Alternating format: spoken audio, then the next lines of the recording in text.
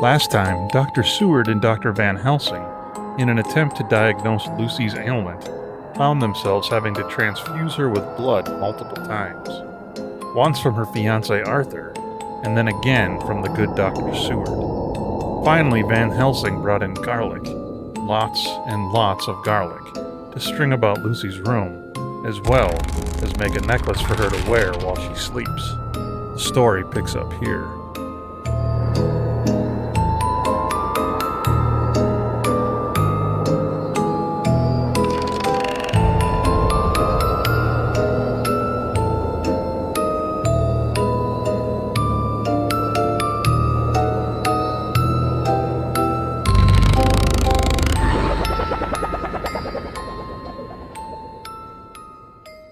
Lucy Westenra's diary.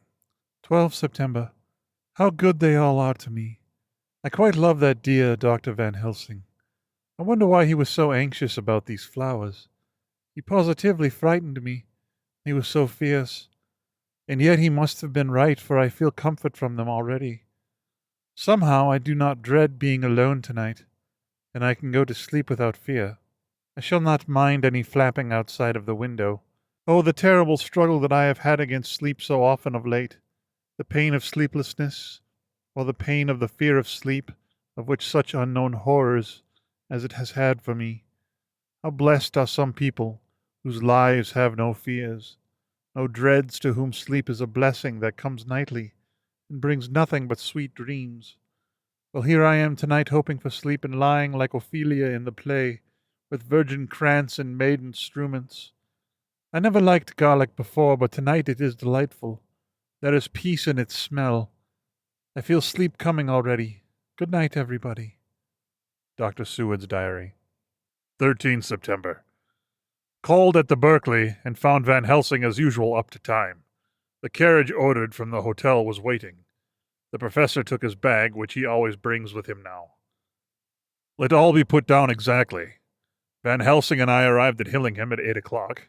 It was a lovely morning. The bright sunshine and all the fresh feeling of early autumn seemed like a completion of nature's annual work. The leaves were turning to all kinds of beautiful colors, but had not yet begun to drop from the trees. When we entered, we met Miss Westenra coming out of the morning room. She is always an early riser. She greeted us warmly and said, "You will be glad to know that Lucy is better. The dear child is still asleep. I looked into her room and saw her, did not go in lest I should disturb her." The professor smiled and looked quite jubilant. He rubbed his hands together and said, "Aha! I thought I had diagnosed the case. My treatment is working." To which she replied, "You must not take all the credit to yourself, doctor. Lucy's state this morning is due in part to me." "How do you mean, ma'am?" asked the professor. "Well, I was anxious about the dear child in the night, and went into her room. She was sleeping soundly, so soundly that even my coming did not wake her. But the room was awfully stuffy. There were a lot of those horrible strong-smelling flowers about everywhere, and she had actually a bunch of them around her neck. I feared that the heavy odor would be too much for the dear child in her weak state, so I took them all away and opened a bit of the window to let in a little fresh air. You will be pleased with her, I am sure." She moved off into her boudoir, where she usually breakfasted early. As she had spoken, I watched the professor's face and saw it turn ashen gray. He had been able to retain his self-command whilst the poor lady was present, for he knew her state, and how mischievous a shock would be. He actually smiled on her as he held open the door for her to pass into her room. But the instant she had disappeared, he pulled me suddenly and forcibly into the dining room and closed the door. Then, for the first time in my life, I saw Van Helsing break down. He raised his hands over his head in a sort of mute despair, and then beat his palms together in a helpless way. Finally, he sat down on a chair and, putting his hands before his face, began to sob with loud, dry sobs that seemed to come from the very racking of his heart. Then he raised his arms again as though appealing to the whole universe. "God, God, God," he said. "What have we done? What has this poor thing done, that we are so beset? Is there fate amongst us still to send down from the pagan world of old, that such things must be, and in such way. This poor mother, all unknowing and all for the best as she think, does such things as lose her daughter body and soul, and we must not tell her. We must not even warn her, or she die, then both die. Oh, how we are beset. How are all the powers of the devils against us? Suddenly he jumped to his feet. Come, he said. Come, we must see an act. Devils or no devils, or all the devils at once. It matters not. We must fight him all the same.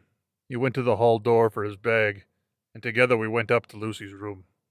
Once again I drew up the blind whilst Van Helsing went towards the bed. This time he did not start as he looked on the poor face with the same awful waxen pallor as before. He wore a look of stern sadness and infinite pity. As I expected, he murmured, with that hissing inspiration of his which meant so much. Without a word he went and locked the door, and then began to set out on the little table the instruments for yet another operation of a transfusion of blood. I had long ago recognized the necessity, and begun to take off my coat, but he stopped me with a warning hand. No, he said. Today you must operate. I shall provide. You are weakened already. As he spoke, he took off his coat and rolled up his shirt sleeve. Again the operation, again the narcotic. Again some return of color to the ashy cheeks, and the regular breathing of the healthy sleep. This time I watched whilst Van Helsing recruited himself and rested. Presently he took an opportunity of telling Miss Westenra that she must not remove anything from Lucy's room without consulting him, that the flowers were of medicinal value, and that the breathing of their odor was part of the system of cure. Then he took over the care of the case himself, saying that he would watch this night and the next, and would send me word when to come. After another hour, Lucy waked from her sleep, fresh and bright, and seemingly not much the worse for her terrible ordeal. What does it all mean? Am I beginning to wonder if my long habit of life amongst the insane is beginning to tell upon my own brain? Lucy Westenra's diary. 17 September. 4 days and nights of peace. I am getting so strong again that I hardly know myself. It is as if I had passed through some long nightmare, and had just awakened to see the beautiful sunshine, and feel the fresh air of the morning around me. I have a dim half-remembrance of long anxious times of waiting and fearing, darkness in which there was not even the pain of hope to make present distress more poignant. And then long spells of oblivion, and the rising back to life as a diver coming up through a great press of water. Since, however, Dr. Van Helsing has been with me, all this bad dreaming seems to have passed away. The noises that used to frighten me out of my wits, the flapping against the windows, the distant voices which seemed so close to me, the harsh sounds that came from I know not where and commanded me to do I know not what, have all ceased. I go to bed now without any fear of sleep. I do not even try to keep awake.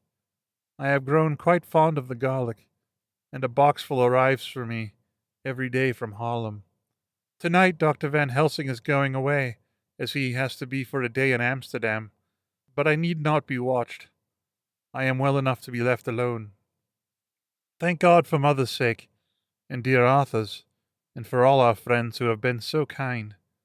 I shall not even feel the change, for last night Dr. Van Helsing slept in his chair a lot of the time.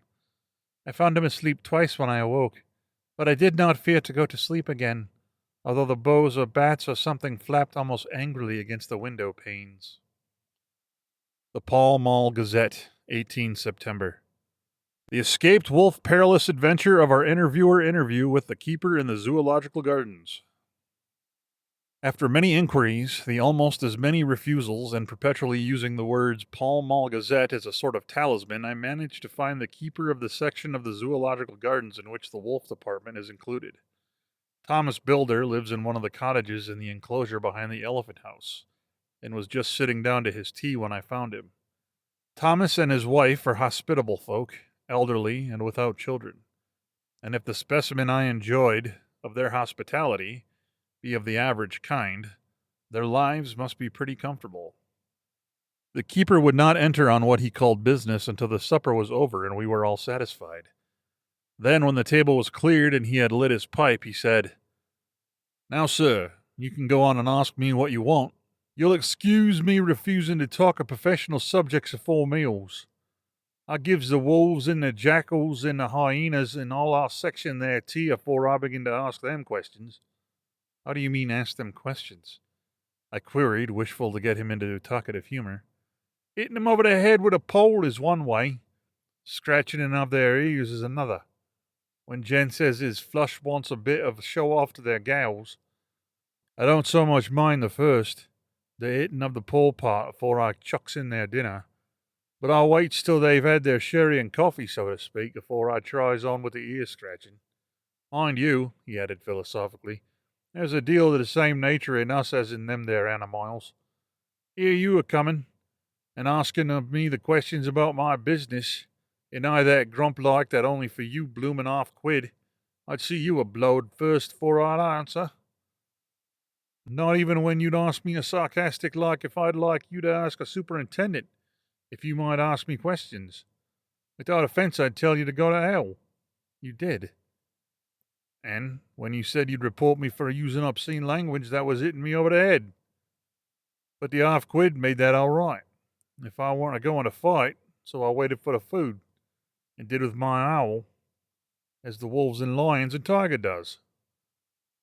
But Lord love you, Art, now that the old ooman has stuck a chunk of a tea cake in me, and rinsed me out of her old bloomin' old teapot, I've lit up. You may scratch me ears if you're worth, and won't even get a growl out of me. Drive along with your questions. I know what you're coming at. That air escaped wolf. Exactly. I want you to give me your view of it. Just tell me how it happened, and when I know the facts, I'll get you to say what you consider was the cause of it and how you think the whole affair will end. All right, Governor. This here's about the old story. That air wolf that we call Berserker was one of 3 grey ones that came from Norway to Jamrax, which we bought off him 4 years ago. He was a nice, well-behaved wolf that never gave no trouble to talk of. I'm most surprised that I'm for wanting to get out and know any other animal in the place. But there you can't trust wolves no more nor women. Don't you mind him, sir, broke in Miss Tom with a cheery laugh. He's got minding the animals so long that blessed if he ain't like the old wolf himself. But there ain't no harm in him. Well, sir, it was about 2 hours after feeding yesterday when I first hear my disturbance. I was making up a litter in the monkey house for a young puma which is ill. But when I heard the yelping and the howling, I came away straight. There was Berserker a-tearing like a mad thing at the bars, as if he wanted to get out. There wasn't much people about that day, and close at hand was only one man, a tall, thin chap with a hook nose and a pointed beard, with a few white hairs running through it. He had a hard, cold look and red eyes, and I took a sort of mislike to him, for it seemed as if it was I'm as they was irritated at. He had white kid gloves on his hands, and he pointed out at the animals to me and says, Keeper, these wolves seem upset at something. Maybe it's you, says I, and I did not like the airs as he gives himself. He didn't get angry as I hoped he would, but he smiled in kind of insolent smile, with a mouthful of white sharp teeth. Oh no, they wouldn't like me, he says. Oh yes they would, says I, an imitating of him. They always like a bone or two to clean their teeth on with about tea time, which you was a bagful. Well, it was an odd thing, but when the animals see us talking, they lay down, and when I went over to Berserker, he let me stroke his ears same as ever. That there man come over, and blessed if he didn't put his hands and stroke the old wolf's ears too. Take care, says I. Berserker's quick.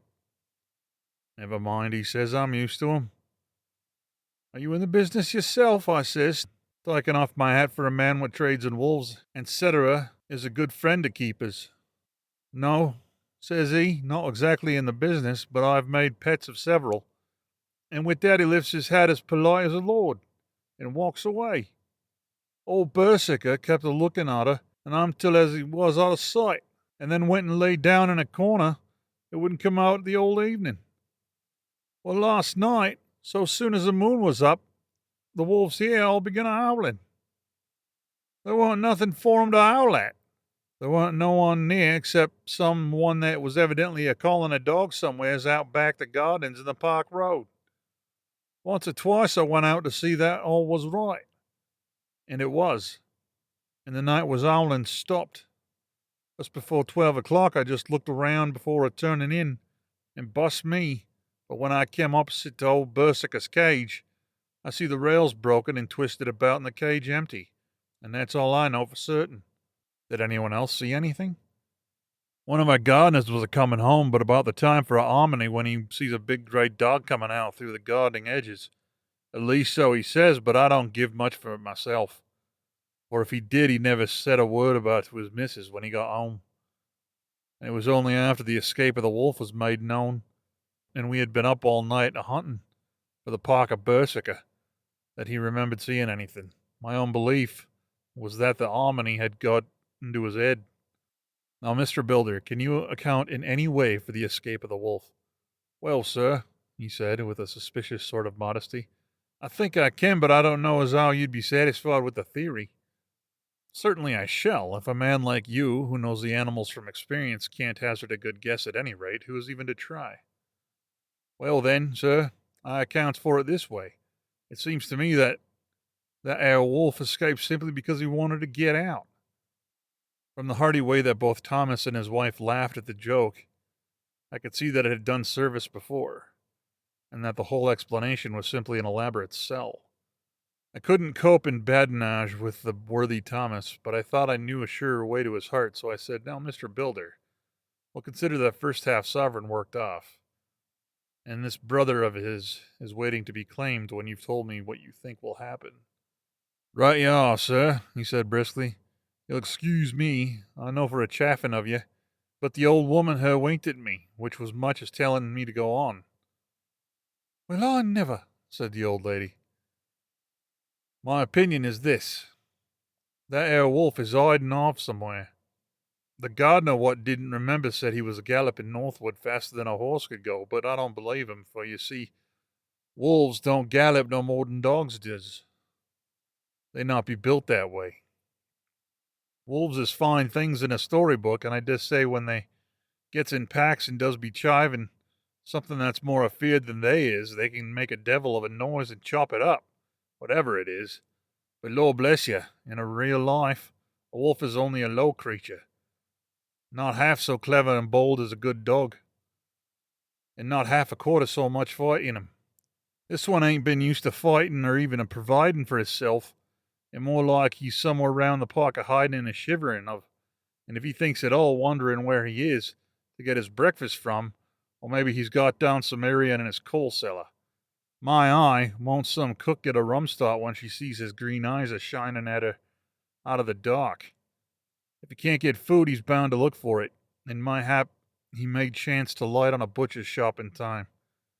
If he doesn't, and some nursemaid gets out, walking her off with a soldier, leaving of the infant of the perambulator, well, then shouldn't be surprised if the census is one babby less. That's all. I was handing him the half-sovereign when something came bobbing up against the window, and Miss Builder's face doubled its natural length with surprise. God bless me, he said. If there ain't no Berserker come back himself. He went to the door and opened it, and most unnecessary proceeding it seemed to me. I have always thought that a wild animal never looks so well as when some obstacle of pronounced durability is between us. A personal experience has intensified rather than diminished that idea. After all, however, there is nothing like custom, for neither Builder nor his wife thought any more of the wolf than I should of a dog.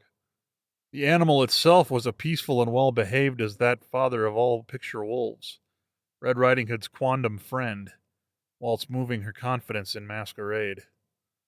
The whole scene was an unutterable mixture of comedy and pathos. The wicked wolf that for half a day had paralyzed London and set all the children in town shivering in their shoes was there in sort of a penitent mood, and was received and petted like a sort of vulpine prodigal son. Old Builder examined him all over in the most tender solicitude, and when he had finished with his penitence said, There, I knew the poor old chap wouldn't get into some kind of trouble. Didn't I say it all along?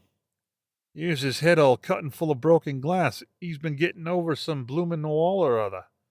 It's a shame that people are allowed to top their walls with broken bottles. This here's what's come of it.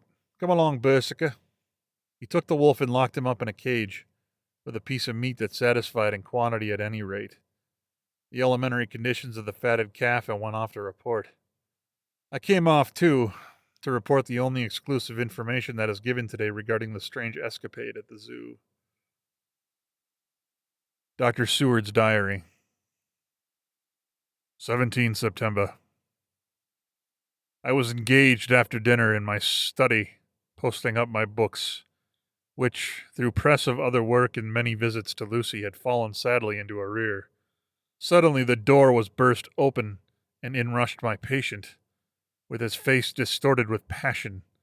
I was thunderstruck, for such a thing as a patient getting of his own accord into the superintendent's study is almost unknown. Without an instant's notice, he made straight at me. He had a dinner knife in his hand, and as I saw, he was dangerous. I tried to keep the table between us. He was too quick and too strong for me, however, for before I could get my balance, he had struck at me and cut my left wrist rather severely. Before he could strike again, however, I got in my right hand and he was sprawling on his back on the floor. My wrist bled freely and quite a little pool trickled onto the carpet.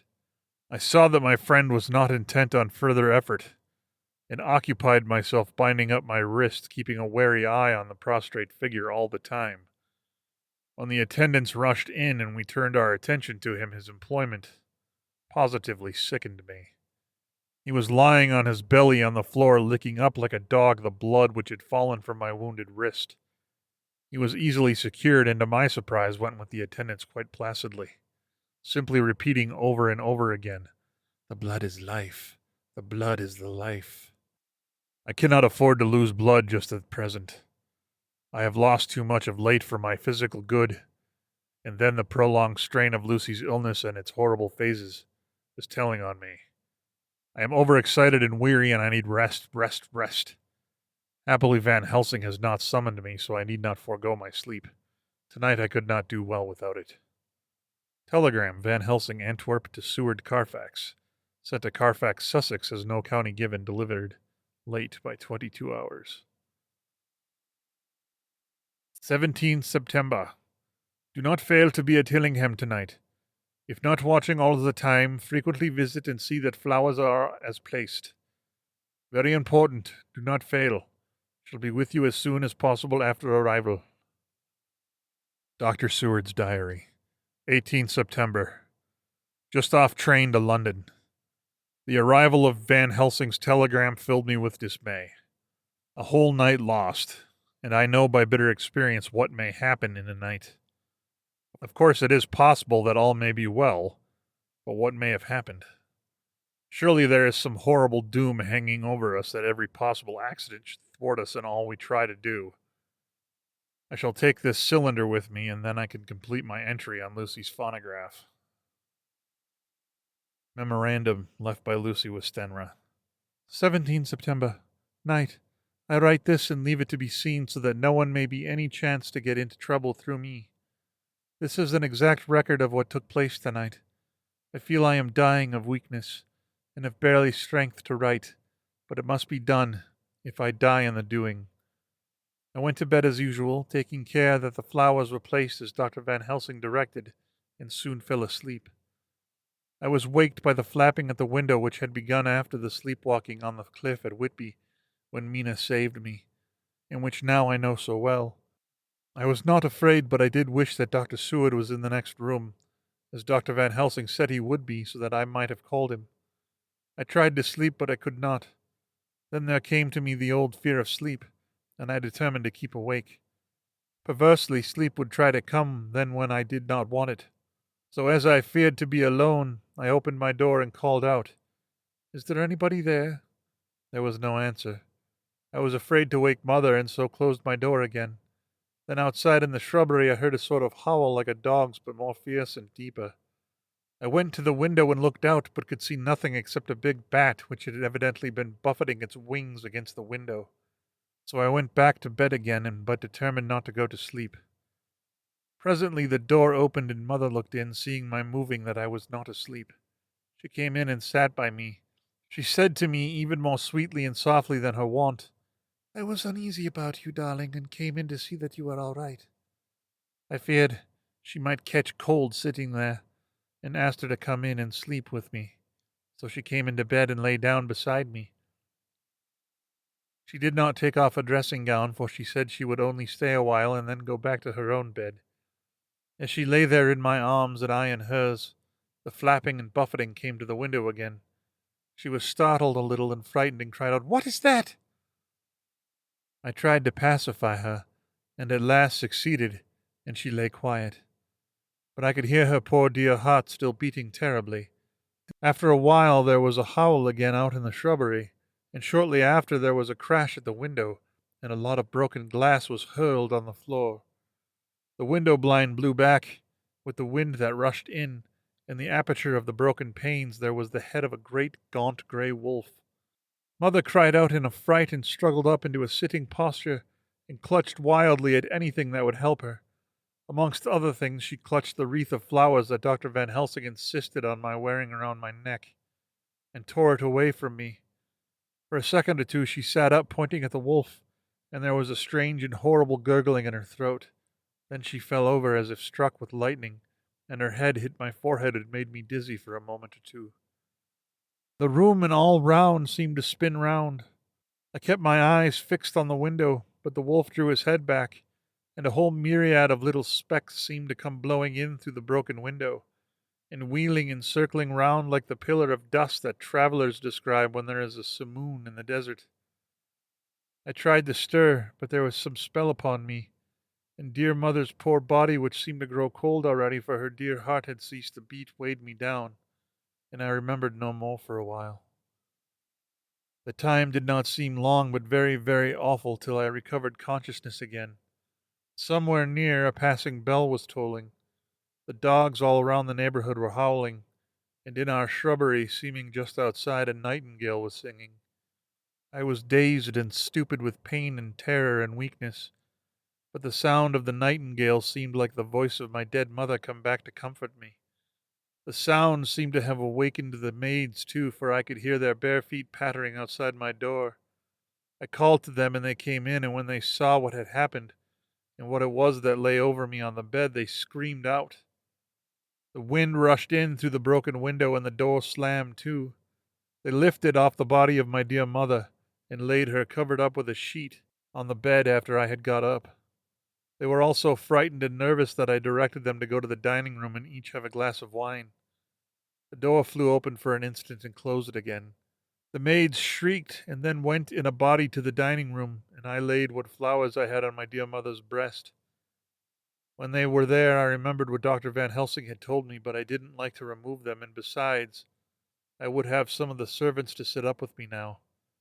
I was surprised that the maids did not come back. I called them, but got no answer, so I went to the dining room to look for them. My heart sank when I saw what had happened. They all four lay helpless on the floor, breathing heavily. The decanter of sherry was on the table half full, but there was a queer acrid smell about it. I was suspicious, and examined the decanter. It smelt of laudanum. In looking on the sideboard, I found that the bottle which Mother's doctor uses for her was empty. What am I to do?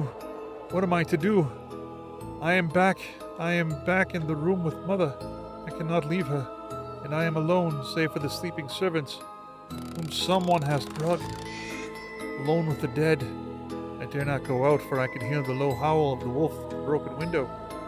The air seems full of specks floating and circling in the draught from the window, and the lights burn blue and dim. What am I to do?